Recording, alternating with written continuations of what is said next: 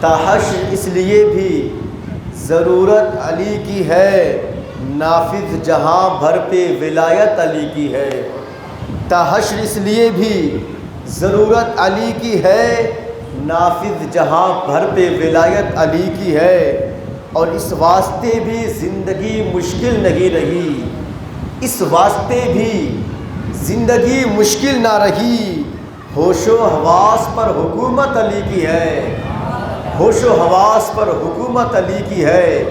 تا حشر اس لیے بھی ضرورت علی کی ہے، نافذ جہاں بھر پہ ولایت علی کی ہے۔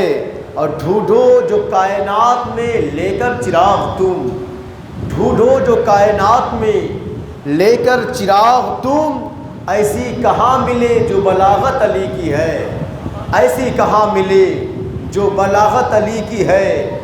تا حشر اس لیے بھی ضرورت علی کی ہے، اور نام علی کے خوف سے لرزا ہے کفر یوں، نام علی کے خوف سے لرزا ہے کفر کچھ یوں، دشمن پہ اب بھی بھاری شجاعت علی کی ہے، دشمن پہ اب بھی بھاری شجاعت علی کی ہے۔ اور چہرے کو دیکھنا بھی عبادت کہا گیا، چہرے کو دیکھنا بھی عبادت کہا گیا۔ میرے نبی کے بعد یہ عظمت علی کی ہے، میرے نبی کے بعد یہ عظمت علی کی ہے۔ تا حشر اس لیے بھی ضرورت علی کی ہے، نافذ جہاں بھر پہ ولایت علی کی ہے۔ اور کعبے کو ناز ہو رہا تھا اس نزول پر، کعبے کو ناز ہو رہا تھا اس نزول پر، دیکھو خدا کے گھر میں ولادت علی کی ہے، دیکھو خدا کے گھر میں ولادت علی کی ہے۔ تا حشر اس لیے بھی ضرورت علی کی ہے، نافذ جہاں بھر پہ ولایت علی کی ہے۔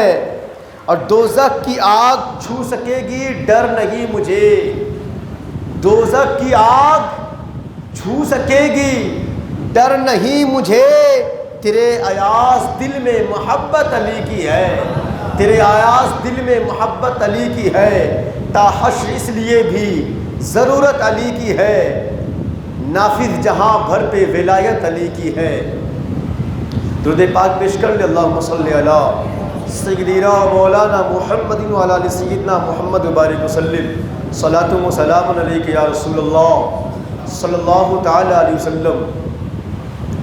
مولا علی مشکل کشا، حسنین کے بابا، زہرا کے شوہر، فاتح خیبر، داماد پیمبر، مولا علی کرم اللہ تعالی وجہہ کریم کا تذکرہ کرنے سے قبل مناسب یہ معلوم ہوتا ہے کہ مختصراً امیر المؤمنین خلیفہ سوم، خلیفہ رسول اللہ، جامع القرآن، واقف اسرار قرآن، حضرت عثمان ذو النورین رضی اللہ تعالیٰ عنہ کا تذکرہ کر لیا جائے، اس لیے کہ حضرت آدم علیہ السلام سے لے کر میرے آقا کریم صلی اللہ تعالی وسلم کی ذات پاک تک کم و بیش 1,24,000 انبیاء کرام اس زمین پر تشریف لائے، اور بہت سے انبیاء کرام کی اولاد ہوئیں، ان میں بیٹے بھی بیٹیاں بھی ہوئیں۔ تو جن مقدس ہستیوں کو نبی کا داماد ہونے کا شرف حاصل ہوا، بڑی عظیم ہستی ہوا کرتی ہے، لیکن آدم علیہ السلام سے لے کر میرے آقا مختار کائنات تک کوئی ایسی ہستی نہیں ہے، کوئی ایسا انسان تاریخ میں موجود نہیں، کوئی ایسا انسان نہیں ہے جس کے نکاح میں نبی کی 2 بیٹیاں بیک وقت ہوں، نبی کی 2 بیٹیاں یکے بعد دیگرے ہوں۔ کوئی ایسا انسان تاریخ میں نہیں ملتا جس کے نکاح میں نبی کی 2 بیٹیاں ہوں۔ یہ انفرادیت حضرت عثمان ذو النورین کی ہے کہ سرکار دو عالم جو صرف نبی نہیں، نبیوں کے نبی ہیں، رسولوں کے رسول ہیں، رسولوں کے تاجدار ہیں، آپ کی 2 بیٹیاں سیدنا عثمان ذو النورین کے عقد میں کے بعد دیگرے آئی ہیں۔ اور مولا علی تو یہاں تک فرماتے ہیں کہ مصطفیٰ کریم نے فرمایا کہ اگر میری 40 بیٹیاں ہوتی تو یہ کے بعد دیگرے سب عثمان کے عقد میں دے دیتا، یہ کے بعد دیگرے سب کو عثمان کی عقد میں دے دیتا۔ سرکار اعلیٰ حضرت اسی لیے فرماتے ہیں نور کے سرکار سے پایا دو شالہ نور کا، وہ مبارک ذوالنورین جوڑا نور کا۔ یہ آپ ہی کی ایسی عظیم ہستی ہے، اور ذوالنورین آپ کو اسی وجہ سے کہا جاتا ہے کہ آپ کو نبی کی 2 بیٹیاں ملی ہیں۔ حضرت مولا عثمان ذوالنورین رضی اللہ تعالیٰ عنہ اسلام لانے میں 4تھا نمبر آپ کا ہے۔ آپ ان اسلام لانے والوں میں ہیں جو حضرت ابوبکر صدیق رضی اللہ تعالیٰ عنہ کی کوشش پر ایمان لائے۔ روایت بتاتی ہے مردوں میں سب سے پہلے ایمان لانے والے حضرت ابوبکر صدیق، غلاموں میں سب سے پہلے ایمان لانے والے زید، اور بچوں میں سب سے پہلے ایمان لانے والے مولا علی مشکل کشا۔ 4تھے نمبر پر اسلام لانے والے حضرت عثمان ذوالنورین، اور عثمان ذوالنورین قبل اسلام بھی بڑے غنی تھے۔ جب آپ نے اسلام قبول کیا نا تو آپ کے خاندان والے آپ پر برہم ہو گئے، ناراض ہوئے۔ آپ کا چچا حکم بن عاص آپ کو رسیوں میں باندھ دیا، باندھ کر کہتا عثمان یا تو ان کا کلمہ پڑھنا چھوڑ دو یا تو اسی طرح رسیوں میں بندھے رہو۔ تو حضرت عثمان ذوالنورین نے جواب دیا تھا جان تو دے سکتا ہوں مگر سرکار کی غلامی نہیں دے سکتا، کلمہ نہیں دے سکتا ہوں۔ آخر وہ مجبور آ کر آپ کو رہا کر دیا۔ عثمان ذوالنورین رضی اللہ تعالیٰ عنہ اسلام میں ایک عظیم سخی کا نام ہے، اور آپ بہت بڑے سخی ہیں۔ اللہ نے آپ کو کثیر دولت عطا فرمائی تھی، لیکن اللہ سے یہ دعا کرو کہ اگر اللہ ہمیں اور آپ کو دولت عطا کرے تو عثمان جیسا دل بھی عطا کرے۔ میرے آقا صلی اللہ تعالی علیہ وسلم نے غزوہ تبوک کے موقع پر صحابہ کو ترغیب دلائی اللہ کی راہ میں مال خرچ کرنے پر، تو میرے حضرت عثمان ذوالنورین رضی اللہ تعالیٰ عنہ کھڑے ہوئے اور مصطفیٰ کی بارگاہ میں عرض کیا یا رسول اللہ، میں سامان اور پالان کے ساتھ 100 اونٹ خدا کی راہ میں پیش کرتا ہوں۔ میرے آقا مزید پھر صحابہ کو اللہ کی راہ میں خرچ کرنے کی ترغیب دیتے ہیں۔ دوبارہ حضرت عثمان ذوالنورین کھڑے ہوئے اور عرض کرتے ہیں یا رسول اللہ، میں ماں ساز و سامان کے 200 اونٹ اللہ کی راہ میں پیش کرتا ہوں۔ حضرت عثمان ذوالنورین بیٹھ جاتے ہیں۔ میرے آقا پھر لشکر کی اس نصرت کے لیے، مدد کے لیے اور اعانت کے لیے صحابہ کو ابھارتے ہیں، تو پھر عثمان ذوالنورین کھڑے ہوئے اور عرض کرتے ہیں یا رسول اللہ، میں اسلام کے لیے 300 اونٹ کو ماں ساز و سامان پیش کرتا ہوں۔ جب عثمان ذوالنورین تیسری مرتبہ یہ عرض کرتے ہیں تو میرے آقا یہ جملہ سننے کے بعد منبر سے نیچے اتر رہے ہیں، تو آپ کی زبان مبارک پر یہ الفاظ جاری ہیں ما علی عثمان ما عمل بعد ہذہ، اور اس جملے کو میرے آقا نے 2 مرتبہ ارشاد فرمایا کہ اب عثمان اس کے بعد کوئی عمل نہ بھی کرے گا تو یہ عمل اس کا کافی ہوگا۔ روایت بتاتی ہے حضرت عثمان ذوالنورین نے مصطفیٰ کریم صلی اللہ تعالیٰ علیہ وسلم سے 3 مرتبہ میں 600 اونٹ کو ساز و سامان کے ساتھ دینے کا وعدہ کیا تھا۔ پہلی مرتبہ میں 100 اونٹ، دوسری مرتبہ میں 200، اور تیسری مرتبہ میں آپ نے 300 اونٹ ساز و سامان کے ساتھ دینے کا حضور سے وعدہ کیا تھا۔ لیکن جب دینے کے بعد آئی، تفسیر کی کتابوں میں مرقوم ہے حضرت عثمان ذوالنورین 1000 اونٹوں کو لاتے ہیں مصطفیٰ کی بارگاہ میں اور چندہ کے طور پر پیش کر دیا۔ 600 الگ اور 1000 اونٹ الگ لاتے ہیں۔ اس کے علاوہ حضرت عثمان ذوالنورین 11,000 اشرفیہ لاتے ہیں، اسلام کو پیش کرنے کے لیے مصطفیٰ کی بارگاہ میں حاضر کر دیا ہے۔ یہ ہے عثمان ذوالنورین۔ عثمان ذوالنورین تاریخ اسلام میں اس عظیم ہستی کا نام ہے جس نے اپنے مال کے ذریعے سے کئی مرتبہ جنت خرید لی ہے۔ ایک مرتبہ جنت خریدنے کا واقعہ کچھ اس طرح سے ہوا میرے آقا صلی اللہ تعالیٰ علیہ وسلم نے ایک منافق سے کہا جس کے کھجور کے درخت کی ٹہنیاں ایک مسلمان کے گھر کی طرف جھکی ہوئی تھی تو اس منافق کے درخت سے کھجور گرتے تھے مسلمان کے گھر میں اور مسلمان کے بچے اٹھا لیتے تھے. مسلمان اپنے بچوں سے ان کھجوروں کو لے کر ایک جگہ جمع کرتے یا منافق کے حوالے کر دیا کرتے تھے. کھجوروں کی نگہداشت کرنا اس مسلمان پر بھاری ہو رہا تھا. اپنے بچوں سے کھجوریں لینا یہ مشکل لگ رہا تھا آپ کو. تو مصطفیٰ کی بارگاہ میں گئے, جا کے عرض کیا یا رسول اللہ اس منافق کے کھجور کے شاخیں میرے گھر کی جانب جھکی ہوئی ہیں, آپ اس سے ارشاد فرما لے اس کھجوروں کی شاخوں کو اپنے گھر کے جانب کر لے, یا آپ کوئی ترکیب نکالے حضور. تو مصطفیٰ کریم نے اس منافق کو بلا کر کہا اے منافق اس کھجور کے درخت کو بیچ دے, بدلے میں اللہ تجھ کو جنت میں ایک درخت دے گا. لیکن وہ تھا تو منافق, کہتا حضور جنت کی بات نہیں, دنیا میں آپ مجھے کیا دیتے ہیں, سودا منظور نہیں کیا. حضرت عثمان ذو النورین کے کانوں تک بات آتی ہے مصطفیٰ جان رحمت نے اس کو جنت کے درخت کا آفر کیا تھا لیکن اس نے قبول نہیں کیا. حضرت عثمان ذو النورین اس کے پاس جاتے ہیں اور جا کر کہتے ہیں تو مجھے یہ درخت بیچ دے, اس کے بدلے میں تجھے ایک باغ دوں گا.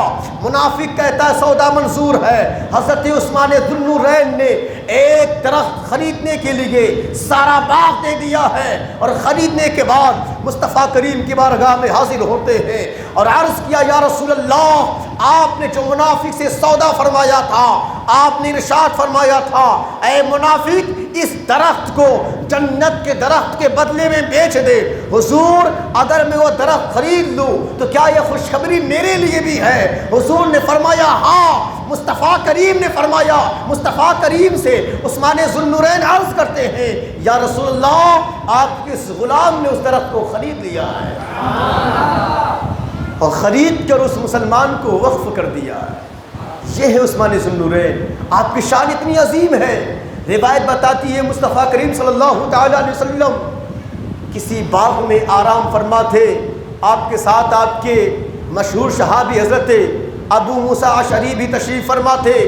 کسی نے دروازے پہ دستک دی, دروازہ کھولا جائے. میرے آقا مصطفیٰ کریم نے ابو موسیٰ اشعری سے ارشاد فرمایا اے ابو موسیٰ اشعری افتح لہا وبشرہ بالجنہ, جاؤ دروازہ کھول دو اور آنے والے کو جنت کی بشارت دے دو. حضرت ابو موسیٰ اشعری گئے, دروازہ کھولا, دیکھا آنے والے کوئی اور نہیں, یہ تو ابو بکر صدیق ہیں. آقا کے فرمان کے مطابق ان کو جنت کی بشارت دے دی. وہ آئے حضور کے بغل میں تشریف فرما ہو گئے. تھوڑی دیر کے بعد پھر دروازے پہ دستک ہوئی, دروازہ کھولا جائے. مصطفیٰ کریم نے ارشاد فرمایا اے ابو موسیٰ اشعری جاؤ دروازہ کھول دو, افتح لہا وبشرہ بالجنہ, دروازہ کھول دو, اس آنے والے کو جنت کی خوشخبری دے دو. حضرت ابو موسیٰ اشعری جاتے ہیں, دروازہ کھولا, دیکھا آنے والا کوئی دشمن رسول نہیں بلکہ یہ تو عمر فاروق ہیں, عاشق رسول ہیں. آقا کی حکم کے مطابق ان کو جنت کی خوشخبری سناتی ہے. وہ بھی آئے ہیں سرکار کے بغل میں بیٹھ گئے. پھر اس کے بعد دروازے پہ دستک ہوتی ہے. میرے کریم آقا نے ابو موسیٰ اشعری سے کہا اے ابو موسیٰ اشعری جاؤ افتح لہا وبشرہ بالجنہ الا بلوى تصیبہ. اے ابو موسیٰ اشعری جاؤ اس آنے والے کے لیے بھی دروازہ کھول دو اور اس کو بھی جنت کی خوشخبری سناؤ ان مصیبتوں پر جو اس کو پہنچنے والی ہے. تاریخ بتاتی ہے حضرت ابو موسیٰ اشعری رضی اللہ تعالی عنہ نے جب دروازہ کھولا دیکھا آنے والا کوئی اور نہیں, یہ تو عثمان ذو النورین ہے, یہ تو مولا حضور اکرم صلی اللہ تعالی علیہ وسلم کے خادم و عاشق اور غلام ہیں. آقا کی حکم کے مطابق ان کو بھی جنت کی خوشخبری سنا دی. وہ سرکار کے بغل میں بیٹھ گئے. امام احمد رضا نے مصطفیٰ کے جب اس عطا کو دیکھا تھا, آقا ایک باغ میں بیٹھ کر مالک کونین اپنی اختیارات و تصرف کا اظہار فرما رہے ہیں اور غلاموں کے مابین جنت تقسیم فرما رہے ہیں. تو امام احمد رضا نے پکار کر کہا تھا میں تو مالک ہی کہوں گا کہ ہو مالک کی حبیب, یعنی محبوب و محب میں نہیں میرا تیرا, اور مالک کونین ہے وہ پاس کچھ رکھتے نہیں، دو جہاں کی نعمتیں ہیں ان کے خالی ہاتھ میں۔ حضرت عمر فاروق رضی اللہ تعالیٰ عنہ آپ 12 سال تک حاکم رہے، 12 سال تک آپ حکومت فرماتے رہے، 6 سال تک تو آپ کی حکومت میں بہت زیادہ امن رہا، لیکن اس کے بعد بد امنی پھیلنی شروع ہوئی۔ وہ آپ کے کچھ گورنر جو آپ نے منتخب کر دیے تھے اس کی وجہ سے بد امنی شروع ہو گئی۔ روایت بتاتی ہے عبداللہ بن ابی سرح نام کا ایک گورنر جس کو عثمان ذو النورین نے مصر کا گورنر بنایا تھا، وہ مصر میں اسلام کے خلاف فیصلے کرنے لگا تھا، تو مصر والوں نے عثمان ذو النورین کو شکایت کی کہ آپ کا گورنر عبداللہ بن ابی سرح اسلام کے خلاف فیصلے کرتا ہے، ہم پر ظلم کرتا ہے، زیادتی کرتا ہے، آپ اس کو تاکید فرما دے یا دوسرا گورنر مقرر فرما دے۔ حضرت عثمان ذو النورین نے قاصد بھیجا اس کے جانب، اس کو تاکید کی، یہ ظالم سدھرنے کے بجائے قاصد کو قتل کر دیتا ہے، اور جو لوگ حامی تھے اس قاصد کے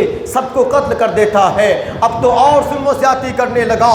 اس کے بعد مصر سے 700 افراد مدینہ آتے ہیں، عثمان ذو النورین کی بارگاہ میں آتے ہیں اور آ کر شکایت کرتے ہیں، اے عثمان ذو النورین، آپ کا مقرر کردہ گورنر وہاں ظلم و زیادتی کر رہا ہے، آپ کے قاصد کو بھی قتل کر دیا ہے، آپ ہمارے لیے کوئی دوسرا گورنر منتخب فرما دے، کوئی دوسرا گورنر مقرر فرما دے۔ حضرت عثمان ذو النورین سے یہ 700 افراد ریکویسٹ کرنے کے بعد مولا علی کے پاس جاتے ہیں، عبداللہ بن زبیر کے پاس جاتے ہیں، ان عظیم ہستیوں سے جا کے یہی شکایت کی تھی، وہاں گورنر زیادتی کر رہا ہے۔ یہ سارے لوگ آتے ہیں عثمان ذو النورین کی بارگاہ میں اور عرض کیا تھا، اے عثمان، ان کے لیے ان پر کوئی دوسرا گورنر مقرر فرما دے۔ اللہ اکبر، میرے عثمان ذو النورین فرماتے ہیں، اے لوگو، تم ہی کسی گورنر کو مقرر فرما لو، تم کس کو اپنا گورنر بنانا چاہتے ہو، اپنا حاکم کس کو بنانا چاہتے ہو؟ ان لوگوں نے کہا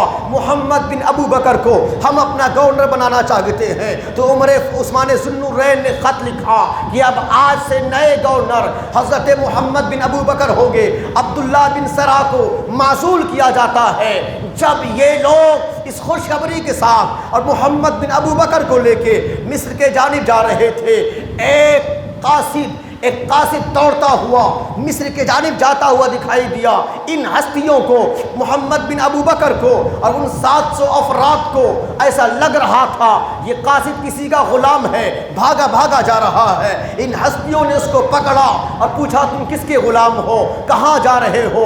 تو اس نے پہلے کہا میں عثمان ذو النورین کا غلام ہوں، اس کے بعد وہ کہنے لگا میں مروان کا غلام ہوں، لیکن لوگوں نے پہچان لیا یہ مروان کا غلام نہیں ہے بلکہ عثمان ذو النورین کا غلام ہے۔ پوچھا گیا کہاں جا رہے ہو؟ تو اس نے کہا عثمان ذو النورین نے مصر کے حاکم عبداللہ بن ابی سرح کو خط لکھا ہے، وہ خط دینے جا رہا ہوں۔ لوگوں نے اس سے خط چھین لیا، اس خط میں یہ لکھا ہوا تھا کہ اے عبداللہ بن سرح، یہ سارے لوگ جو جا رہے ہیں نا، محمد بن ابو بکر جو جا رہے ہیں اور یہ سارے لوگ جا رہے ہیں تم کو معزول کرنے کے لیے، جب یہ تمہارے پاس پہنچے تو کسی حیلے کے ذریعے سے ان کو قتل کر دینا، ان سارے لوگوں کو ان کے انجام تک پہنچا دینا۔ جب ان لوگوں نے یہ خط پڑھا تو ہند سے گئے ہیں، وہیں سے واپس آگے مدینہ آئے اور محمد بن ابو بکر نے حضرت عثمان ذو النورین کے گھر کا گھیراؤ کر لیا ہے اور مدینہ میں عام کر دیا یہ اللہ کے رسول کے صحابہ کو قتل کرنے کا منصوبہ بنا رہے ہیں عثمان ذو النورین۔ اللہ اکبر،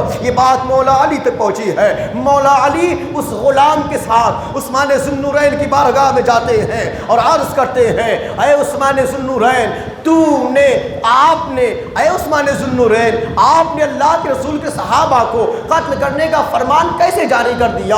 عثمان ذو النورین فرماتے ہیں ہم نے قتل کا فرمان جاری نہیں کیا ہے۔ مولا علی فرماتے ہیں عثمان بتاؤ یہ غلام کس کا ہے؟ تو عثمان ذو النورین کہتے ہیں یہ غلام تو میرا ہے۔ حضرت عثمان ذو النورین سے مولا علی فرماتے ہیں اے عثمان بتاؤ یہ گھوڑا کس کا ہے؟ عثمان ذو النورین فرماتے ہیں یہ گھوڑا بھی میرا ہے۔ پھر مولا علی فرماتے ہیں عثمان بتاؤ اس خط پر مہر جو ہے یہ کس کی ہے؟ عثمان ذو النورین فرماتے ہیں یہ مہر بھی میری ہے لیکن کس نے لکھا ہے میں نہیں جانتا ہوں، یہ تحریر میری نہیں ہے، میں اللہ کے رسول کے صحابہ کو قتل کرنے کا فرمان نہیں جاری کیا ہوں۔ مولا علی تو مدینہ علم تھے، مولا علی تو باب علم ہے، مولا علی تو داماد رسول ہیں، وہ تو فاتح خیبر ہیں۔ وہ سمجھ گئے حضرت عمر فاروق حضرت عثمان ذو النورین نے یہ خط نہیں لکھا ہے بلکہ ایسا لگتا ہے یہ مروان کی شرارت ہے،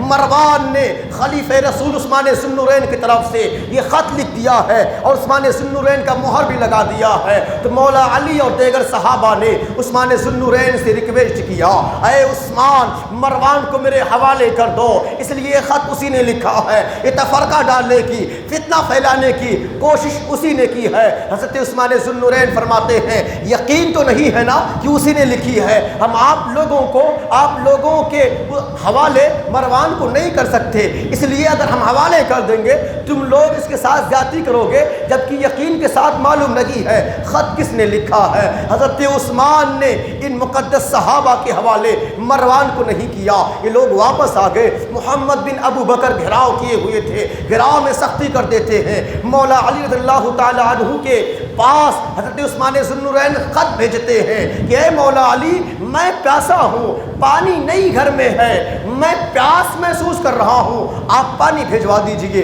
مولا علی مشکل کشا نے عثمان ذو النورین کے لیے پانی کے 3 مشکیزیں بھیجوائے ہیں، لیکن مشکیزہ لے کے جب آپ کا غلام جا رہا تھا تو بنی ہاشم اور بنی امیہ کے مابین جنگ ہو گئی ہے، پانی کا مشکیزہ بڑی مشکل سے حضرت عثمان ذو النورین تک پہنچا۔ تو مولا علی سمجھ گئے یہ سارے لوگ جو حضرت عثمان کا گھر گھیرے ہوئے ہیں یہ عثمان کو قتل کرنا چاہتے ہیں، اس لیے مولا علی نے فرمایا اے حسن یہاں سے اٹھو، حسین اٹھو اور جاؤ اور علی کے گھر پر پہرا دو، علی کے گھر کے دروازے پر کھڑے ہو جاؤ۔ اس لیے بادشاہ کو، خلیفہ رسول کو، عثمان ذو النورین کو یہ لوگ قتل کرنا چاہتے ہیں، تم لوگ پہرا دو تاکہ یہ لوگ قتل نہ کر پائیں۔ اسی طرح دیگر صحابہ نے اپنے اپنے بیٹوں کو حضرت عثمان ذو النورین کے گھر کے حفاظت کے لیے بھیج دیا، یہ سارے لوگ حفاظت کر رہے ہیں۔ محمد بن ابو بکر نے دیکھا کسی طرح سے عثمان ذو النورین کے گھر میں جانا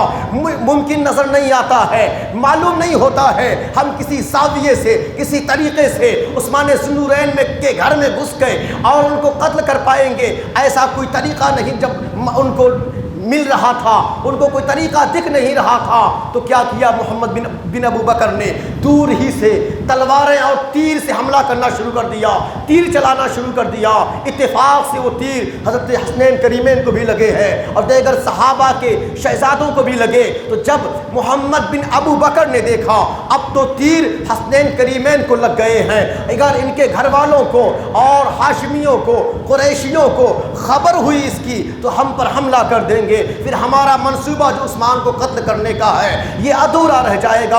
تو اب کیا کیا جائے، اب کوئی نیا پلان بنایا جائے۔ محمد بن ابو بکر 2 بلوائیوں کے ساتھ پڑوس کے انصاری گھر میں جاتے ہیں، اس کے چھت سے چھلانگ لگا کر حضرت عثمان کے گھر میں کود جاتے ہیں۔ کودنے کے بعد محمد بن ابو بکر حضرت عثمان کے داڑھی کو پکڑ لیتے ہیں۔ عثمان ذو النورین فرماتے ہیں اے محمد بن ابو بکر تمہارے باپ ابو بکر صدیق تو ایسے تھے جن پر امت ناز کرتی ہے اور تم ان کے بیٹے ہو، خلیفہ رسول کے ساتھ یہ بہیو کر رہے ہو، خلیفہ رسول کی داڑھی پکڑ لی تم نے قتل کرنے کے لیے۔ محمد بن ابو بکر نے یہ سنا تو پیچھے ہٹ گئے، لیکن جو 2 بلوائی اور محمد بن ابو بکر کے ساتھ قتل کرنے کے لیے عثمان ذو النورین کو گھر میں کودے تھے، وہ بڑے مستعدی کے ساتھ عثمان ذو النورین کو بڑے بے رحمی کے ساتھ قتل کر دیتے ہیں۔ اور بلوائیوں نے اتنا شور مچا رکھا تھا کہ عثمان ذو النورین کی بی بی نائلہ شور کرتی رہی کہ امیر المؤمنین کو قتل کیا جا رہا ہے، آپ کو شہید کیا جا رہا ہے، لیکن بلوائیوں نے اتنا شور مچا رکھا تھا کہ آپ کی آواز باہر نہ جا سکی۔ اللہ اکبر۔ اس طرح سے حضرت عثمان ذو النورین کو کئی دن پیاسا رکھنے کے بعد تاریخ بتاتی ہے، علماء کرام کچھ بیان فرماتے ہیں 22 دن حضرت عثمان ذو النورین کو پیاسا رکھنے کے بعد ان بلوائیوں نے بے رحمی کے ساتھ آپ کو شہید کر دیا تھا۔ جب آپ کو شہید کر دیا یہ لوگ وہاں سے فرار ہوئے۔ حضرت عثمان کی بیوی نائلہ چھت پر چڑھتی ہے اور لوگوں سے خطاب کرتی ہیں، اے لوگوں، امیر المؤمنین شہید ہو چکے ہیں۔ جب یہ خبر مدینہ میں پھیلی ہے حضرت مولا علی مشکل کشا تک بات پہنچتی ہے۔ مولا علی جلال میں آ گئے، اپنے شہزادوں کے پاس آتے ہیں اور حسنین کریمین کو گھوسا لگانا شروع کر دیتے ہیں اور زجر و توبیخ کرتے ہیں۔ دیگر صحابہ کے شہزادوں کو زجر و توبیخ کرتے ہیں، ڈانٹتے ہیں اور ارشاد فرماتے ہیں، جب تم لوگ عثمان کے گھر کا محاصرہ کیے ہوئے تھے، حفاظت کر رہے تھے، پھر کیسے خلیفہ رسول شہید ہو گئے؟ زجر و توبیخ کرتے رہے۔ بعد میں معلوم ہوا شہید کرنے والے قاتل لوگ دروازے سے داخل نہیں ہوئے تھے بلکہ چھت سے کود کر گھر میں آئے تھے۔ اس طرح سے آپ کو شہید کیا تھا۔ اللہ اکبر، مولا عثمان ذو النورین کو شہید کر دیا گیا۔ اس کے بعد خلیفہ رسول بنے ہیں تو کون؟ خلیفہ چہارم بنے ہیں تو کون؟ داماد رسول خلیفہ بنے ہیں۔ کون؟ زہرا کے شوہر خلیفہ بنے ہیں۔ کون خلیفہ بنے ہیں؟ حسنین کے بابا خلیفہ بنے ہیں۔ اب جب حسنین کے بابا خلیفہ بنے ہیں نا تو پھر آپ کی خلافت میں بھی فتنے شروع ہو گئے۔ کون حسنین کے بابا؟ کون علی؟ تو آپ کو معلوم ہونا چاہیے وہ علی جس کے بابت حضور فرماتے ہیں علی کے چہرے کو دیکھنا بھی عبادت ہے، علی کو تکنا بھی عبادت ہے۔ علی کون علی ہے؟ روایت بتاتی ہے علی کے باپ ابو طالب یمن کی طرف تجارت کرنے کے لیے گئے تھے۔ وہاں ایک مشرم نام کے ایک عالم سے آپ کی ملاقات ہوئی جو بڑا مشہور عالم تھا، بڑا مشہور شیخ تھا۔ اس سے ملاقات آپ کی ہوتی ہے تو اس نے پوچھا، اے نوجوان بتاؤ کہاں سے آئے ہو؟ ابو طالب نے کہا میں حرم سے آیا ہوں، مکہ سے آیا ہوں۔ تو اس نے پوچھا بتاؤ تم ہاشمی ہو؟ ابو طالب کہتے ہاں میں ہاشمی ہوں، میرا نام ابو طالب ہے اور میرے باپ کا نام عبد المطلب ہے۔ جب اس یہودی عالم نے یہ سنا تھا، اس عالم نے سنا تو اس نے کہا کہ اے ابو طالب میں جانتا ہوں عبد المطلب کے بہت سے بیٹے ہوں گے، ان کے بیٹوں میں ان کے دو پوتے ایسے ہوں گے جو ایک نبی ہوگا ایک ولی ہوگا۔ ابھی مولا علی پیدا نہیں ہوئے ہیں۔ اس عالم کی عمر تاریخ کی کتابوں میں 190 سال بتائی جاتی ہے۔ یہ پہلے سے کہہ رہا ہے ایک نبی پیدا ہوں گے، عبد المطلب کے پوتوں میں ایک ولی ہوں گے اور ولی کی ولایت اس وقت ظاہر ہوگی جب نبی کا انتقال ہو چکا ہوگا۔ اور سنو اے ابو طالب، جب نبی کی عمر 29 سال ہو جائے گی اس کے 1 سال کے بعد یعنی نبی کی عمر 30 سال ہوگی تو ابو طالب کے گھر، تمہارے گھر ابو طالب تمہارے ہی گھر، تمہارے گھر ایک لڑکا پیدا ہوگا جس کو علی کہیں گے اور علی کی کفالت نبی کریں گے اور نبی کا نام محمد ہوگا۔ حضرت ابو طالب کہتے ہیں بتاؤ آپ کو یہ سب کیسے معلوم ہے اور میں آپ کی بات پر کیسے یقین کروں؟ تو اس نے کہا تھا بتاؤ آپ کو یقین دلانے کے لیے میں کیا کر سکتا ہوں؟ ابو طالب کہتے ہیں میں اس وقت یقین کروں گا سامنے جو سوکھا درخت نظر آ رہا ہے اگر یہ ہرا بھرا ہو جائے اور اس پر پھل بھی آ جائیں تو مجھ کو یقین ہو جائے گا کہ تم سچ کہہ رہے ہو۔ اس عالم ربانی نے ادھر دیکھا اور اپنے مولا کی بارگاہ میں ہاتھ اٹھا کر عرض کیا یا اللہ میں نے نبی اور علی کی صفت کو بیان کیا ہے، نبی اور علی کے صدقے میں تو اس درخت کو ہرا بھرا فرما دے اور اس پر پھل لا دے۔ روایت بتاتی ہے جیسے اس عالم نے اپنے زبان سے یہ الفاظ کہے ہیں ابو طالب دیکھتے ہیں وہ درخت ہرا بھرا بھی ہو گیا ہے، اس پر پھل بھی آ گئے ہیں اور ابو طالب نے اس کا پھل نوش بھی فرمایا۔ ابو طالب پوچھتے ہیں اے عالم بتاؤ تمہاری کوئی خواہش ہے؟ وہ عالم ربانی کہتے ہیں میں اپنے رب سے دعا کرتا رہتا تھا اے میرے رب مجھے اس وقت تک موت نہ دینا جب تک تیرے نبی کے خاندان میں سے کسی انسان کو نہ دیکھ لوں، اس وقت تک مجھے موت نہ دینا۔ اللہ اکبر، یہ نبی کے خاندان کی شان ہے۔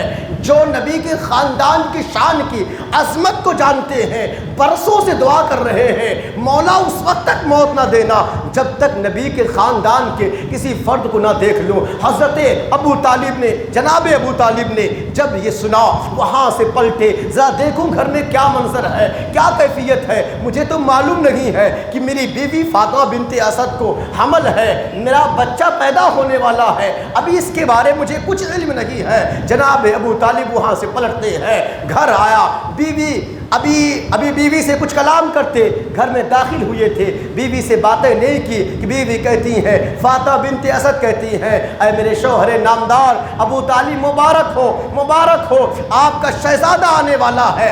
اور پھر جب میرے نبی اکرم صلی اللہ تعالی علیہ وسلم 30 برس کے ہوتے ہیں تو مولا علی اس دنیا میں تشریف لاتے ہیں۔ اچھا، آپ کی ولادت بھی کتنی عظیم ہے، ولادت سے پہلے روایت بتاتی ہے، ولادت سے پہلے مولا علی کی شان دیکھنی ہے تو آؤ دیکھو، سنیوں کی کتابیں اٹھا کے دیکھو، میر سید بلگرامی کی کتاب اٹھا کے دیکھو، روایت بتاتی ہے جب حضرت علی مرتضیٰ مولا علی مشکل کشا اپنے ماں فاطمہ بنت اسد کے پیٹ میں آئے ہیں نا، اس کے بعد جب بھی نبی اپنی چچیری ماں اپنی چچی کے پاس آتے تھے تو آپ کی چچی تعظیم کے لیے کھڑی ہو جایا کرتی تھی۔ اس سے پہلے تو چچی نبی کے تعظیم میں کھڑی نہیں ہوتی تھی، یہ تو محمد ہیں، ان کے بھتیجے ہیں، اس سے پہلے آپ بڑی ہیں عمر میں، آپ چچی ہیں، میرے حضور آپ کو ماں کہا کرتے تھے، تو آپ کی چچی آپ کے تعظیم میں اس سے پہلے نہیں کھڑی ہوتی تھی۔ لیکن جب علی پیٹ میں آ گئے ہیں، جب بھی نبی آتے ہیں،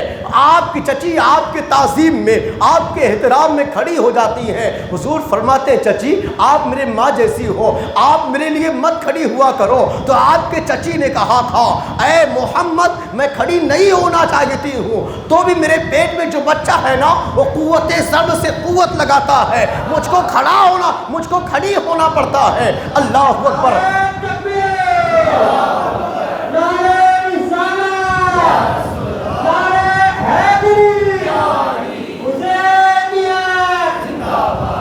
غور فرمائے، مولا علی بھی دنیا میں تشریف نہیں لائے ہیں، نبی کا احترام بتا رہے ہیں مولا علی کی ماں فاطمہ بنت اسد آپ فرماتی ہیں، میرے بھتیجے میں تو کھڑی نہیں ہونا چاہتی نا، مگر پیٹ میں جو بچہ ہے یہ ضرب لگاتا ہے، مجھ کو کھڑی ہی ہونا پڑتا ہے۔ ایک مرتبہ ایسا ہوا کہ ابو طالب آپ کے شوہر دیکھے کہ محمد آ رہے ہیں تو آپ کی بیوی فاطمہ یہ کھڑی ہو رہی ہے، ابو طالب نے اپنے بیوی کے کندھے پر ہاتھ رکھ دیا، کھڑی مت ہو، تمہارے بھتیجے ہیں، کندھے پر ہاتھ رکھے ہوئے تھے۔ لیکن دیکھو مولا علی ابھی دنیا میں تشریف نہیں لائے ہیں، ابھی کوئی نہیں جانتا ہے یہ نبی ہے۔ ماں کے پیٹ میں رہ کر علی کو معلوم ہو گیا آنے والا آپ نہیں، یہ اللہ کا آخری نبی ہے، یہ اللہ کے رسول ہے۔ مولا علی کی ماں کھڑی ہونا چاہتی تھی، آپ کے ابا جان نے آپ کے اماں کے کندھے پہ ہاتھ کو رکھ دیا، کھڑے مت ہو۔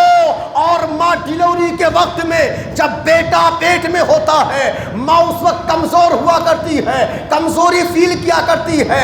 ابو طالب تو بہادر تھے نا، اپنی بیوی کے کندھے پر ہاتھ رکھ دیا، کھڑے نہیں ہونے دوں گا۔ اللہ اکبر، حضرت فاتح خیبر مولا علی مشکل کشا اپنے قوت کا اظہار ماں کے پیٹ سے کرتے ہیں، ضرب لگائی مولا علی نے ماں کے پیٹ میں، تو ماں کو اتنی طاقت فیل ہوئی کہ ماں نے ابو طالب کا ہاتھ پکڑا اور ایک طرف کر دیا اور رسول اللہ کی تعظیم کے لیے کھڑی ہو گئی ہے۔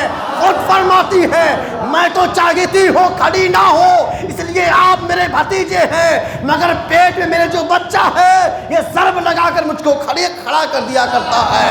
لوگ بات ہی بحث کرتے ہیں، نبی کی تعظیم کرنی شرک ہے، نبی کی تعظیم نہیں کرنی چاہیے۔ مولا علی وہ ہے، ماں کے پیٹ سے نبی کا احترام سکھا رہے ہیں، نبی کا ریسپیکٹ سکھا رہے ہیں، وہ ہے مولا علی۔ فاطمہ بنت اسد رضی اللہ تعالی عنہا یہ پہلی خاتون ہے سرکار کے خاندان کی جو سرکار پر ایمان لائی ہے۔ روایت بتاتی ہے مولا علی کی ماں فاطمہ بنت اسد خانہ کعبہ کا طواف کر رہی تھی. طواف کر رہی ہے آپ. طواف کرنے کے بین آپ کو درد سے محسوس ہوا. آپ کو ایسا لگا یہ بچہ جننے کا وقت ہے. تو آپ کی ماں فاطمہ کہتی ہے اے میرے معبود یا خدا اس وقت میں کہاں جاؤں, پردے کا کوئی سامان کر دے, ڈلیوری کا وقت ہونے والا ہے, پردے کا کچھ سامان کر دے. خدا نے ایسا انتظام فرمایا کہ میرا علی آ رہا ہے نا, علی کہیں اور نہیں بلکہ میرے گھر میں پیدا ہوگا. روایت بتاتی ہے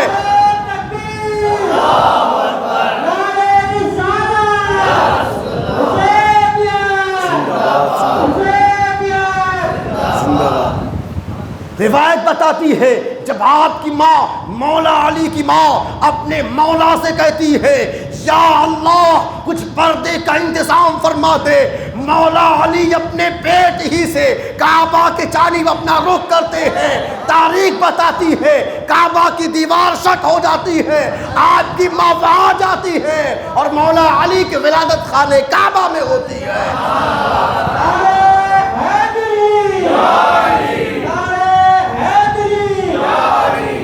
ایک روایت اور پڑھ دوں, ابھی مولا علی پیدا نہیں ہوئے ہیں, خانہ کعبہ میں آپ کی ولادت ہو گئی نا, یہ روایت آپ نے سماعت کر لی ہے. ایک روایت اس سے پہلے کی سن لیجئے. مولا علی بھی پیٹ میں تھے ماں کے. جب میرے حضور اپنے چچی کے گھر آیا کرتے تھے نا, تو آپ کی چچی فرماتی ہیں اے میرے بھتیجے جب آپ میرے گھر آتے ہو میرے پیٹ میں جنبش ہوتی ہے, مجھ کو لگتا ہے اے بھتیجے جہاں جہاں جس طرف آپ جاتے ہو میرے پیٹ کا بچہ اس طرف ہو جایا کرتا ہے. اے میرے بھتیجے, اے میرے بھتیجے جس طرف آپ جاتے ہیں ہم کو ایسا فیل ہوتا ہے میرا پیٹ کا بچہ اپنا چہرہ آپ کی جانب کر دیا کرتا ہے. اللہ اکبر. اسی لیے سارے صحابہ کو رضی اللہ تعالیٰ عنہ کہتے ہیں, مگر جب مولا علی کی بات آتی ہے تو آپ کو کرم اللہ تعالیٰ وجہہ کہتے ہیں. تو خانہ کعبہ میں جس کی ولادت ہوئی ہے وہ ہے علی. مولد کعبہ کون؟ مولا علی. مولا علی زہرا کے شوہر ہیں علی اور حسنین کے بابا ہے علی. آپ کی ولادت ہو جاتی ہے. اچھا ولادت ہونے کے باوجود, ولادت ہونے کے بعد بھی سارے بچے تو پیدا ہونے کے بعد سب سے پہلے اپنے ماں کے چہرے کو دیکھتے ہیں, اپنے باپ کا چہرہ دیکھتے ہیں. روایت یہ بتاتی ہے کہ جب علی پیدا ہوئے ہیں آنکھیں نہیں کھول رہے تھے, سامنے کعبہ کی دیوار ہے, علی آنکھ نہیں کھول رہے, ماں کا چہرہ ہے, علی آنکھ نہیں کھول رہے, باپ کا چہرہ, علی آنکھ نہیں کھولتے. لوگ پریشان ہیں کیا معاملہ ہے, کہیں ایسا تو نہیں کہ نابینا پیدا ہوئے ہیں. لوگ اس قسم کی باتیں کرنے لگے. مصطفیٰ آئے, مصطفیٰ کا چہرہ علی کے سامنے ہوا, علی نے آنکھیں کھول دی. گویا علی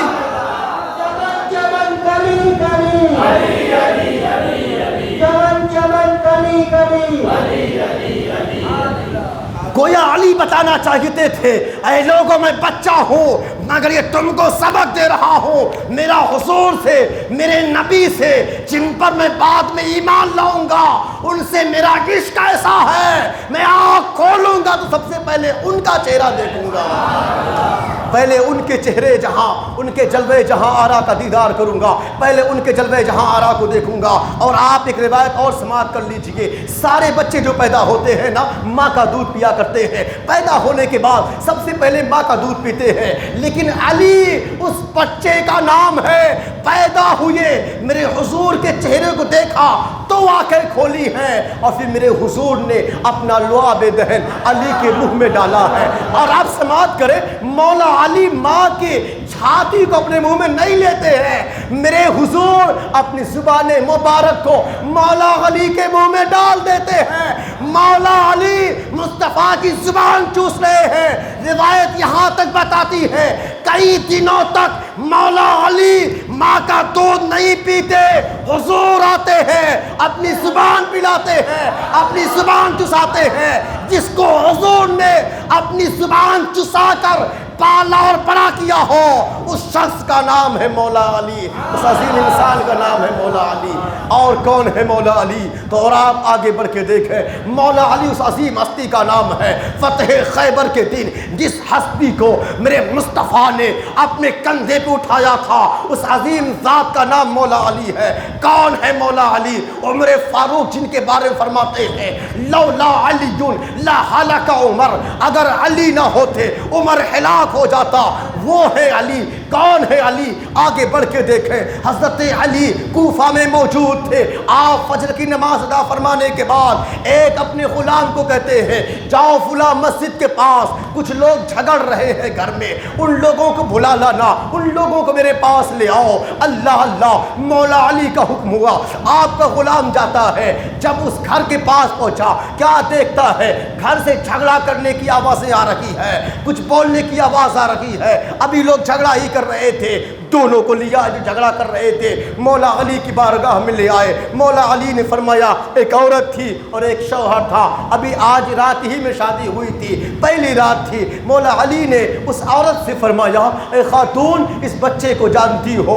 तो उस खातून ने कहा, मैं नहीं जानती हूँ। हाँ ये जानती हूँ, इससे मेरी कल शादी हुई है, कल से ये मेरा शौहर है, इसके अलावा कुछ नहीं जानती हूँ, इसके अलावा कोई इसके बारे में मुझको मालूमात नहीं है। मौला अली फरमाते, सब जान जाओगी मगर वादा करो सच बोलोगी, झूठ नहीं बोलोगी। देखो मौला अली कौन है? मौला अली फरमाते हैं मजमे वालों से, आप लोग बाहर निकल जाइए। सब बाहर चले जाते हैं, तन्हा सिर्फ वो नौजवान रह गया है या वो औरत रह गई है। मौला अली उस औरत से फरमाते हैं, बोला बताओ तुम फुला की बेटी हो ना? वो औरत कहती है, हाँ हाँ मैं फुला की बेटी हूँ। मौला अली फरमाते हैं, तुम्हारा फुला चचा का फुला लड़का था, तुम उससे प्यार करती थी ना? वो औरत कहती, हाँ मैं उससे प्यार करती थी, मेरे चचा का लड़का भी मुझसे प्यार करता था। अली फरमाते हैं, और आगे सुनो, तुम दोनों मोहब्बत किया करते थे। एक दिन का ऐसा इत्तेफाक हुआ कि तुम किसी ज़रूरत के तहत अपने घर से बाहर निकली थी, तुम्हारे चचा के लड़के ने तुमको पकड़कर ज़बरदस्ती ज़िना किया और हमल ठहर गया। ये बात तुम्हारा बाप नहीं जानता था, तुम्हारी माँ जानती थी। हत्ता कि जब डिलीवरी का वक्त आया, बच्चा जनने का वक्त आया, तू अपने माँ के साथ घर से बाहर निकल आई और बाहर तूने एक बच्चा जना और जनने के बाद उस बच्चे को कपड़े में लपेट कर बाहर रखकर तुम लोग जाने लगे। तो तुम लोगों ने देखा इस बच्चे को आकर एक कुत्ता सूंघने लगा है। तुम्हारी माँ ने एक पत्थर फेंक कर उस कुत्ते को भगाना चाहा, पत्थर उस बच्चे के पेशानी पर लग गया था। अल्लाह अकबर।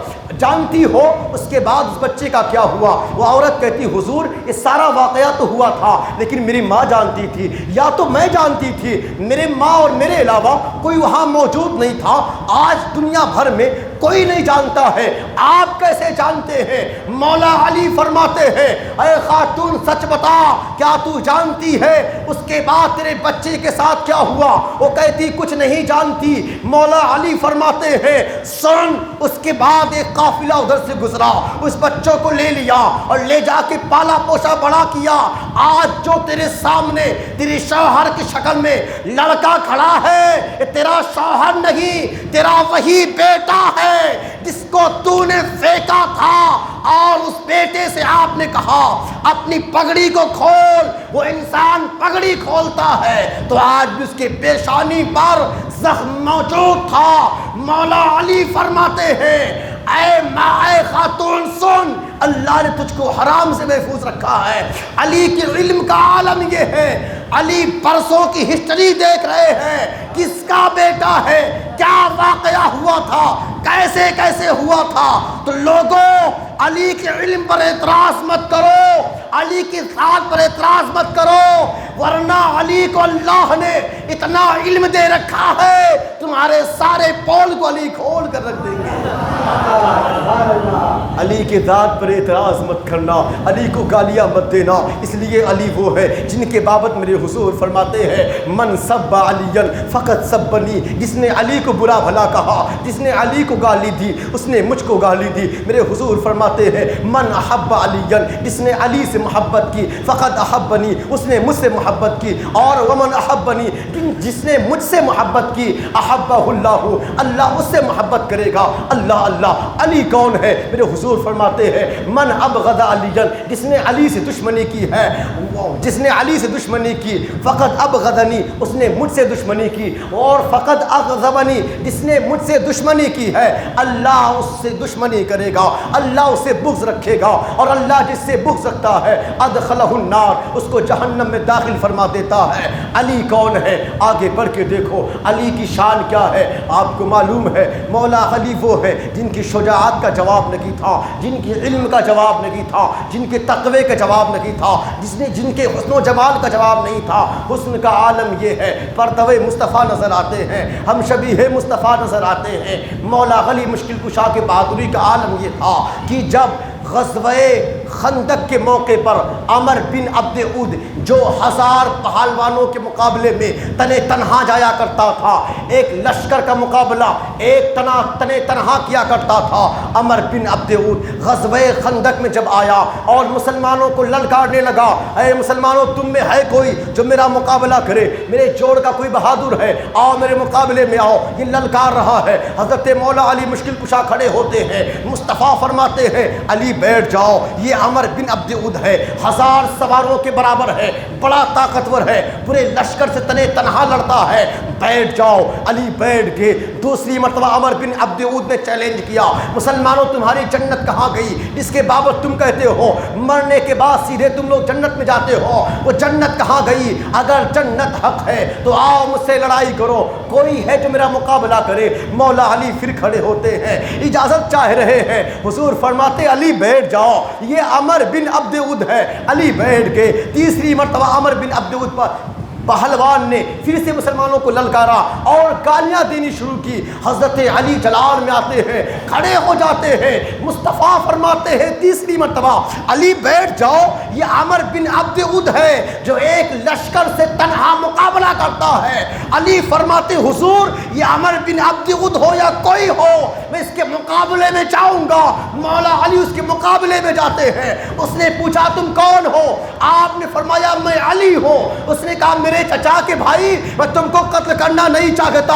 علی فرماتے ہیں او دشمن رسول سن، میں تجھ کو قتل کرنا چاہتا ہوں۔ یہ وہ سنا جلال میں آیا اور مولا علی پر اتنا بڑا بہادر جو 1000 کا مقابلہ تنہا کرتا تھا، مولا علی پر حملہ کر دیتا ہے۔ آپ نے اپنے ڈھال سے اس کے وار کو ایک روکا تو اس کا وار ڈھال کو چیرتے ہوئے آپ کی پیشانی میں لگ گیا۔ اللہ اکبر۔ اس کے بعد مولا علی سنبھل کر تلوار سے کیسا وار کرتے ہیں، دنیا کا سب سے بڑا بہادر تھوڑی دیر میں ڈھیر ہو جاتا ہے اور دھول اٹھی۔ مولا علی نے نعرہ لگایا، مصطفیٰ نے صحابہ سے کہا صحابہ خوش ہو جاؤ، مولا علی نے عمر بن عبد عود کو فنار کر دیا ہے، جہنم میں پہنچا دیا ہے۔ جب علی کی اس بہادری کو غزوہ خندق کے موقع پر زمین و آسمان نے دیکھا اور صحابہ نے دیکھا تو روایت بتاتی ہے اس وقت زمین کا ذرہ ذرہ گواہی دے رہا تھا شاہ مردہ، شیر یزدہ، قوت پروردگار، لا فتح الا علی، لا سیف الا ذوالفقار۔ کون ہے علی؟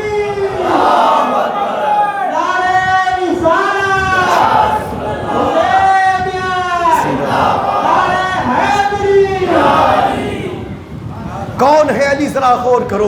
غزوہ احد کے موقع پر جب میرے آقا صلی اللہ تعالیٰ علیہ وسلم کفار کے گھیرے میں آ گئے تھے اور کفار نے اعلان کر دیا تھا اے مسلمانوں سن لو تمہارے نبی قتل کر دیے گئے ہیں، مولا علی کے کانوں تک یہ آواز آئی ہے ہمارے حضور قتل کر دیے گئے۔ اللہ اکبر۔ یہ سننے کے بعد مولا علی مشکل کشا حضور کو زندوں میں تلاش کرتے ہیں، حضور زندوں میں نہ ملے، پھر مولا علی حضور کو مردوں میں تلاش کرتے ہیں، مردوں میں حضور نہ ملے۔ مولا علی نے جان لیا حضور کو ان لوگوں نے قتل نہیں کیا ہے بلکہ اللہ نے حضور کو آسمان پر اٹھا لیا۔ اللہ اللہ۔ جب حضرت علی یہ نتیجہ نکالتے ہیں تو آپ نے کہا جب حضور نہ رہے علی رہ کے کیا کرے گا؟ علی نے تلوار اٹھائی اور کفار کے نرغے میں، کفار کے لشکر میں تنہا گھس گئے اور اس طرح حملہ کیا، ہزاروں کو سامنے سے ہٹاتے رہے، حملہ کرتے رہے، مقابلہ کرتے رہے، یہاں تک کہ جب کفار سامنے سے ہٹے مولا علی نے مصطفیٰ کے چہرے کو دیکھا، آپ کا حملہ اور سخت ہو گیا۔ بڑھتے ہوئے مصطفیٰ کے پاس پہنچے. جب علی مصطفیٰ کی بارگاہ میں پہنچے پھر کفار مصطفیٰ پر حملہ کرنے لگے. اب تنہا علی ہے, اکیلے علی ہے. مصطفیٰ فرماتے ہیں علی اس لشکر کا مقابلہ کرو. علی تنہا اس لشکر کا مقابلہ کرتے ہیں, ان کو بھاگنے پر مجبور کر دیتے ہیں. اس طرح یہ لوگ آتے رہے, مولا علی ان کا مقابلہ کرتے رہے کہ ایک لشکر مصطفیٰ کو قتل کرنے کے لیے بڑی مستعدی کے ساتھ آقا کی جانب بڑھا. مصطفیٰ فرماتے ہیں علی ان کا مقابلہ کرو. مولا علی تلوار لے کے اس لشکر پر ٹوٹ پڑتے ہیں, کسی کے ہاتھ کو کاٹتے ہیں, کسی کا پیر کٹتا ہے, باقی لشکری بھاگ جاتے ہیں. جب علی کی اس بہادری کو میرے مصطفیٰ نے ملاحظہ فرمایا, علی کی اس شجاعت کو مصطفیٰ کریم نے دیکھا, آقا فرمانے لگے اے علی میں تجھ سے ہوں اور تو مجھ سے ہے. جب مصطفیٰ نے یہ فرمایا اے علی تم مجھ سے ہو میں تم سے ہوں, وَأَنَا مِنْ علی فرمایا, جبریل امین آتے ہیں اور آ کر کہتے ہیں یا رسول اللہ وَأَنَا مِنْكُمَا, میں تم دونوں میں سے ہوں. اور یا رسول اللہ علی کی بہادری کا چرچا تو آسمان میں فرشتے کر رہے ہیں. چمن چمن کلی کلی نگر نگر گلی گلی. اور علی کون ہے آپ کو ایک روایت اور سنا دوں. آئیے, ایک عربی دیہاتی حضرت ابو بکر صدیق کے پاس آیا سرکار کی وصال ظاہری کے بعد. ابو بکر صدیق سے آ کے کہتا ہے حضور نے ہم کو 100 اونٹ دینے کا وعدہ فرمایا تھا, اب وہ تو حضور نہ رہے, آپ ادا فرما دیجئے, آپ ہم کو دے دیجئے. ابو بکر صدیق نے فرمایا گواہ پیش کرو, گواہ لاؤ, میں تم کو اونٹ دے دوں گا. جب ابو بکر صدیق نے یہ کہا اس دیہاتی نے کہا میرے پاس کوئی گواہ نہیں ہے. اللہ اللہ. اس کے بعد ابو بکر صدیق کے پاس سے واپس آیا, عمر فاروق کی بارگاہ میں آیا. عمر فاروق سے کہتا ہے حضور نے سرکار دو عالم صلی اللہ علیہ وسلم نے مجھ کو 100 اونٹ دینے کا وعدہ فرمایا تھا, اے عمر آپ مجھے 100 اونٹ دے دیجئے. اللہ اللہ. عمر فاروق نے فرمایا گواہ پیش کرو, ہم 100 اونٹ دے دیں گے. 100 اونٹ ایک بڑی قیمت ہوتی ہے, بڑا سرمایہ ہوتا ہے. عمر نے فرمایا ہم 100 اونٹ دے دیں گے مگر گواہ پیش کرو. وہ کہتا میرے پاس کوئی گواہ نہیں ہے. وہاں سے مایوس ہو کر آ رہا تھا, کسی نے مشورہ دیا علی کے پاس جاؤ, علی کے پاس جاؤ. یہ علی کے پاس آتا ہے اور آ کر کہتا ہے حضور نے 100 اونٹ دینے کا مجھے وعدہ فرمایا تھا, آج حضور نہیں ہے. ہم حضور کے خلیفہ ابو بکر کے پاس گئے تھے, انہوں نے گواہ طلب کیا. عمر کے پاس گئے, انہوں نے گواہ مانگا. میرے پاس کوئی گواہ نہیں ہے, میں گواہی کیسے پیش کروں, میرے سوا کوئی جانتا ہی نہیں اس بات کو. حضرت علی یہ سنتے ہیں, اپنے سر کو آپ نے نیچے کیا, کچھ سیکنڈ کے لیے آپ نے آنکھیں بند کی, اس کے بعد آنکھ کھولتے ہیں تو ارشاد فرماتے ہیں اے دیہاتی سن, میرے مصطفیٰ کریم نے ایک مرتبہ مجھ سے فرمایا تھا اے علی میرے وصال کے بعد ایک دیہاتی آئے گا, 100 اونٹ مانگے گا, اس کو دے دینا, اس کو دے دینا. اتنی بڑی سرمایہ, اتنی بڑی رقم, اتنی بڑی پونجی, 100 اونٹ. مولا علی کے گھر میں تو کھانے کا کچھ نہیں ہوتا ہے. مولا علی سے مصطفیٰ نے فرمایا تھا علی اونٹ دے دینا. علی فرماتے ہیں دیہاتی میں تیرا اونٹ دے دوں گا, تو کل آنا مدینہ کی فلاں پہاڑ کے پاس آنا, میں وہاں تیرے سارے اونٹوں کو دے دوں گا. اور مولا علی نے مدینے میں اعلان فرما دیا, آپ نے مدینے میں کہلوا دیا اے مدینہ والوں, مصطفیٰ کے وصال کے بعد مصطفیٰ کا معجزہ دیکھنا ہے تو فلاں پہاڑ کے پاس سب لوگ اکٹھا ہو جاؤ. صبح سارے صحابہ وہاں پہاڑ کے پاس اکٹھا ہو جاتے ہیں. اللہ اکبر. سب نے حضرت صالح علیہ السلام کے اونٹنی کو پہاڑ سے نکلتے دیکھا تھا. یہاں کیا ہونے والا ہے, علی 100 اونٹ دینے والے ہیں, کہاں سے دیں گے؟ جنگل میں تو اونٹ ہوا نہیں کرتے, پہاڑوں میں اونٹ ہوا نہیں کرتے. علی اس میدان میں پہنچے ہیں, پہاڑ کے قریب علی پہنچتے ہیں, سارے صحابہ منظر دیکھ رہے ہیں. مولا علی اپنے ہاتھوں کو اٹھاتے ہیں, اللہ اکبر. تاریخ نے یہ دیکھا پہاڑوں سے اونٹ نکلنے شروع ہوتے ہیں, حتیٰ کہ 100 اونٹ نکل جاتے ہیں. یہ میرے حضور کا معجزہ بھی ہے اور علی کی عظیم کرامت بھی ہے. علی کو اللہ نے اتنی تاثیر دی ہے, ہاتھ اٹھائے تو پہاڑ بھی اونٹ جلنا شروع کر دیتا ہے. اور کون ہے علی, اور آگے بڑھ کے دیکھو, علی کی شان سمجھنی ہے. اور آگے آؤ, حضرت مولا علی مشکل کشا رضی اللہ تعالیٰ عنہ لوگوں کی دستگیری کیا کرتے تھے، مدد کیا کرتے تھے، لوگوں کی فریادیں سنا کرتے تھے۔ ایک مرتبہ ایک فریادی جو اپنی بچیوں کی شادی کرنا چاہتا تھا، محتاج تھا، مانگنے والا، علی کی بارگاہ میں آ گیا۔ وہ بھی کیسے آیا؟ وہ اس کے آنے کا واقعہ کچھ اس طرح ہوا کہ وہ مانگنے کے لیے ابو جہل کے پاس گیا، ابو لہب کے پاس گیا۔ ابو جہل کے پاس آیا، کہتا میں بڑا مفلس آدمی ہوں، میرے پاس کچھ نہیں ہے، مجھے اپنے بچیوں کی شادی کرنی ہے، آپ مجھے کچھ پیسہ دے دیجئے کہ میں اپنے بچیوں کی شادی کر لوں۔ ابو جہل مذاق کرنے کے طور پر اور ہنسی کرنے کے طور پر اس منگتے سے کہتا ہے میں ابھی تمہیں کچھ نہیں دوں گا، ہاں ایک امیر کا پتہ بتاتا ہوں، ایک سخی کا پتہ بتاتا ہوں، ایک حاکم کا پتہ بتاتا ہوں، اس کے گھر جاؤ، اس سے مانگو گے، وہ اتنا دے گا کہ مانگنے کی ضرورت نہیں پڑے گی۔ وہ تو مذاق کے طور پر کہا تھا، اسلام کا مذاق اڑانا چاہتا تھا۔ ظالم کو کیا خبر تھی یہاں مٹھی خالی ہے، لیکن چاہے تو کائنات پر حکومت کرتے ہیں، شان ان کی یہ ہے، اسے تو خبر نہ تھی۔ مذاق اڑانے کے طور پر مولا علی مشکل کشا کی بارگاہ میں اس مکتے کو بھیج دیتا ہے۔ مکہ مولا علی کی بارگاہ میں آتا ہے اور آ کر اپنا ٹکڑا سنانے لگا، اے علی میری بچیاں بڑی ہو گئی ہیں، شادی کرنی ہے، شادی کرنے کے لیے کچھ پیسہ نہیں ہے۔ علی نے بھاپ لیا، اپنے فراست علمی سے جان لیا یہ آدمی خود نہیں آیا ہے، دشمنوں نے اسے بھیجا ہے ایک پلان کے تحت کہ اسلام کو رسوا کرے، علی کو رسوا کرے، ایک پلان کے تحت بھیجا ہے۔ مولا علی فرماتے ہیں اے مگدے اپنا ہاتھ پھیلا دے، اپنا ہاتھ پھیلا دے۔ ہاتھ پھیلا دیتا ہے اور کہتا علی گھر میں جاؤ، کچھ لے کے آؤ، کچھ دو نا، آپ صرف ہاتھ پھیلانے کی بات کر رہے ہو۔ مولا علی فرماتے ہاتھ پھیلا، وہ ہاتھ پھیلا دیتا ہے۔ میرے مولا مشکل کشا نے اس کے ہاتھ میں پھونک مار دیا اور ارشاد فرمایا اب اپنے ہاتھ کو بند کر لے اور ہاتھ جا کے ان دشمنوں کے پاس کھولنا جنہوں نے تجھ کو میرے پاس بھیجا ہے۔ یہ مکہ ہاتھوں کو ملتے ہوئے ابو جہل کے جانب جا رہا ہے، محسوس کر رہا ہے میرے ہاتھوں میں کچھ ہے تو نہیں۔ علی نے فقط پھونک مار دی ہے اور کہہ رہے دشمن کے پاس جا کے ہاتھ کھولنا۔ اللہ اللہ، یہ مکہ ابو جہل کے پاس پہنچ گیا۔ ابو جہل مذاق کے طور پر کہنے لگا مکتے بتاؤ علی نے تجھ کو کچھ دیا کہ نہیں؟ وہ جانتا تھا علی کے پاس کچھ ہے نہیں تو دیں گے کہاں سے؟ علی کے گھر میں چولہے جلتے نہیں تو یہ بھکاری کو کہاں سے کچھ لا کے دیں گے؟ جب ابو جہل نے بھکاری سے یہ سوال کیا بتا کیا دیا علی نے، بھکاری بھی نہیں جانتا ہاتھ میں کیا ہے، ہاتھ کو کھولتا ہے، کیا دیکھتا ہے؟ قیمتی اشرفیاں اور قیمتی ہیرے اس کے ہاتھ میں موجود ہیں۔ یہ ابو جہل بھی حیران ہو گیا، پوچھتا ہے مگتے اس چیز کو علی کہاں سے لا کے دیے ہیں، گھر کے کس کونے میں چھپا کے رکھے تھے؟